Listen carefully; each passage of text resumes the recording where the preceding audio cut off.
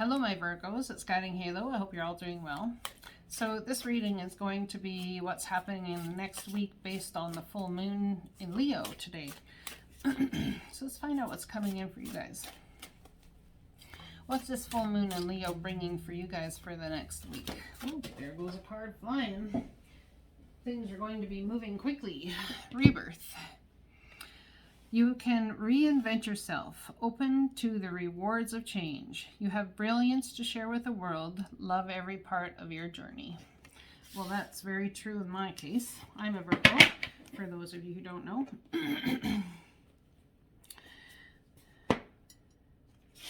So there's some sort of change happening in life, an ending and a new beginning. Let's find out what this is about.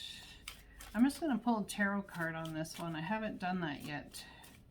But brand new home, brand new job, brand new life, brand new you. New love offer. There could be new love coming in or the resurgence of a relationship. All right. Let's pull Oracle of the Seven Energies for you guys. See what's, I call it Baron Reed, see what's coming in there. The Machine, card number 3, manifesting. Manifesting something. Manifesting many things, something tells me. Let's read it. Card number 3.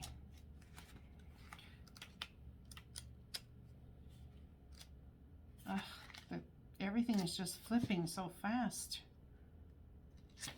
Perhaps you're going to feel like everything changes so fast. We rely on stories we inherit from our ancestors, our families, our culture, and the world around us to construct a map of our reality. As we develop new stories in life, we build on those old foundations, repair them when we can, and tear them down to begin again. The best and most powerful traits and experiences of your ancestors are yours to integrate into your life, so you don't have to revisit their hardships or rectify their mistakes. You have a magical map with which to navigate your current circumstances. Look to the past for answers now. Ask yourself, in this situation, what can I learn from those who came before me? What traits can I emulate in order to move through this challenge with wisdom? How can I build on what I already know and integrate this understanding? What might I do differently? Sometimes we walk blindly into traps set in the past. Perhaps you couldn't see that you were repeating a pattern until you were well in it. The best course of action here is to rest, practice self-compassion, and make a conscious choice to do something differently next time. Clarity will come. Remember that if you do what you always did, you'll get what you always got. History repeats itself only if you allow it. The most important thing is that you are becoming aware. You can make a different choice regarding how you respond to life right now. Yes, things can be awkward and uncomfortable as old hurts are revealed and new solutions are attempted. The time is ripe for change, so keep going. Every step is important. Allies will rally, but in the end, you are the one you've been searching for. One day, you will remember how your beautiful new story was just around the corner.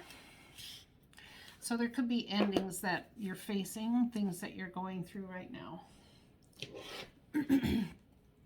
It's all about time. You may not see what's coming. It's as if you're stepping into a new portal of energy, and everything relates to time. There is a gift of time, money, or effort coming to you from possibly the past or from the time you've put into something. That's beautiful energy. All right. Perhaps you feel as though you've been begging or giving too much, begging for things. Balance needs to come to the amount received and the amount given. I think there is that is going to transform, and it is coming forward. Perhaps there is a rebirth of a dream or a rebirth of confidence within yourself. Joy is the ultimate creator. Well, isn't that the truth? The presence of love will always cast out fear. When I lean towards love, I am led. So if you're looking for guidance, be in joy. Lean towards love at all costs. at all costs, because you will be led. And remember, the presence of love will always cast out fear. So there could be some sort of fear, frustration, upset. And always, always remember that the universe has your back, regardless of what's going on, regardless of what's happening around you. It may appear otherwise. It may appear otherwise. My ability to receive is measured by how much I practice good feeling thoughts. If you cannot receive from others, therefore how can you receive from the divine? Each time I choose to tune into spirit, guidance of the highest truth shows up for me. So perhaps there's a need to really tune into the divine, tune into spirit, tune into all of those things around you that point you in a direction at any given point in your life. Tune into them. All right, let's find out. Let's pull a card from Rebecca Campbell's The Starseed Oracle. Let's see what's up there.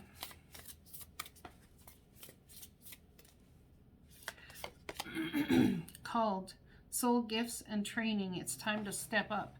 There's something you've been called to do, and the divine is trying to call you towards it. It's number 44. It falls on the page of 44, which tells me you're being led by the divine. Your ancestors are with you. Perhaps this is a gift that your ancestors had as well.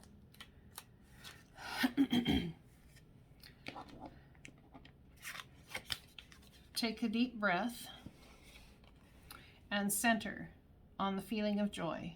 Can you allow your senses to awaken and connect with your innate desire to experience all life has to offer? Pleasure is part of life. Let yourself surrender to it today. Our modern times often present a false ideal of how we are meant to experience the world. Connections are lost and distorted by our over-reliance on technology. Just look around and see how few people actually maintain eye contact or engage in conversation. Instead of tapping away at a screen, pause and consider how you can make more intimate contact. Connecting with nature, enjoying the sensual pleasures of sex, and or being aware of the sensations of taste, touch, smell, sight, and sound may be important right now. How do your sheets feel? Can you reach out and feel the heat and softness of your companion animal nestled beside you? Be present to another person. See them and let yourself be seen. Your five senses are aching to be engaged right now. This is an invitation to get out of your head and into your body. You may be a spiritual and intelligent being, but right now the emphasis should be on having a sensory experience. This is a sacred part of this gift of life. By being present to the sensual world, you invite an even deeper spiritual experience. Amazing, isn't it? Perhaps it really is time to stop and kiss the roses. How beautiful is that? Being called, soul gifts and training. It's time to step up.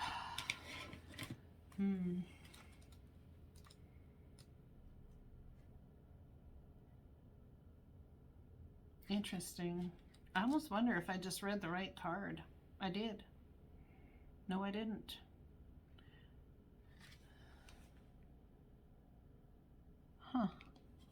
Okay, so perhaps that's what somebody has been doing. Number 44. I've got the wrong one here, apparently. Let's find out which one it is. I'm just going to pause for a minute. Okay, that's the reading from a completely different book. It's called Kiss the Rose, and that was from Oracle of the Seven Energies. You came to Earth with a double mission, to grow as a soul and to bring about a shift in consciousness. The best way to fulfill these personal and collective purposes is to trust what it is that your soul is calling you towards. You might want to drop something, for it's encoded within the most direct path forward. Your soul has many unique gifts that it came here to share. Some you may already be aware of, others you're just beginning to uncover. You're being called to remember that your soul intelligently chose the perfect conditions to carry out your soul's mission and share your soul's gifts. If you're being called towards a creative project, a passion, or an adventure, this card is confirmation that you're facing the right way at this moment. Right here is destined. If you're feeling unprepared or think, who am I to do that? The card is guiding you to step up and leap. And consider perhaps that your soul has been training for this moment right here for lifetimes. Place the card on the portal of your heart and whisper the following.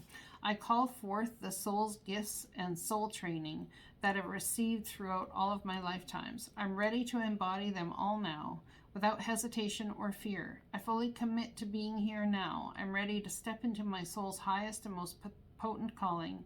I'm being training for this for lifetimes. Beautiful. Let's pull a postcard from Spirit. Let's see what Spirit has to say to us today. Whoops.